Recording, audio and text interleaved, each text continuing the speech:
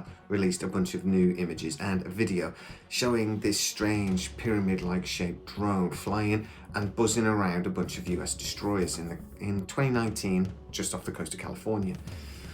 Initially, I completely dismissed this story, mainly because, and this is my bad, but mainly because I don't like Jeremy Corbel. I have in the past done several videos about Bob Lazar, and I really I do believe of Bob Lazar's story. But then Jeremy Corbel did that damn documentary about Bob Lazar and his story. I don't like basically how he's not a UFO guy, but he's trying to make himself out to be one. He's latched on to Bob Lazar and George Knapp, and he's started to make these movies. And they are movies. The Bob Lazar Flying Saucers film is a movie. It's horribly overproduced and I just don't like it. So I ignored these images when they first came out.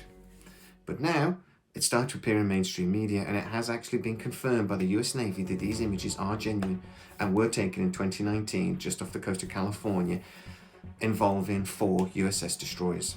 It's also true that Admiral Michael Gilday, who was in charge of investigating this event after it happened and finding out what exactly was involved in this buzzing of the US destroyers, has also reported that he has no idea what they were. So let me quickly tell you what happened.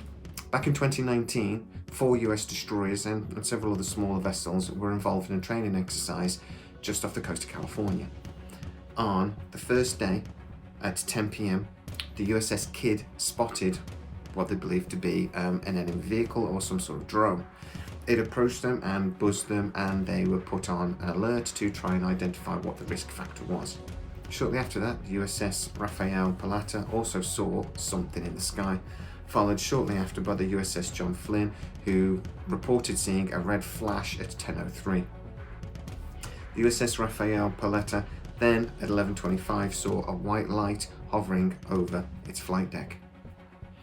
The next day, though, was really when the event kicked off. They began seeing objects from around 8:56. The USS Russell described these vehicles as travelling between 1,000 and 700 feet. Swarmed them. This is what the words they were described in their logbooks, that these drones swarmed their destroyer. Anything up to 9 of them. The night before, 6 vehicles were seen. We've been able to get hold of eyewitness statements, internal emails, and potentially logbook evidence from the USS destroyers themselves. They describe these drones as being able to pull off maneuvers that outdid anything they believed that is currently in the USS arsenal. So whatever these vehicles were, they were outmaneuvering what these Navy personnel believed to be possible. Also, let's very quickly talking about the pyramid vehicle that's seen in the video. For one, this is using some sort of low light camera, so you have to be a little bit cautious. This is a very solid object by the looks of it. There is something very solid in the heart of it. However, it does seem to flash and change size and change shape. So what do I think these images are? Well, apparently they were leaked by somebody working on this report. They are gathering all the intelligence they can to produce this report for the Pentagon for the June 25th deadline.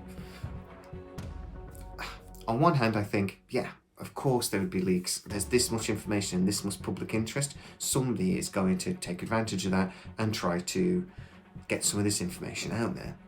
On the other hand, I think the timing is a little coincidental and a little suspicious. If we honestly believe that the June 25th report is an honest attempt to get classified information out there and to have a review of all this classified information, and that the people involved are genuinely trying to get this detail out there, then we should be very excited by these videos because it is just one more piece of the puzzle.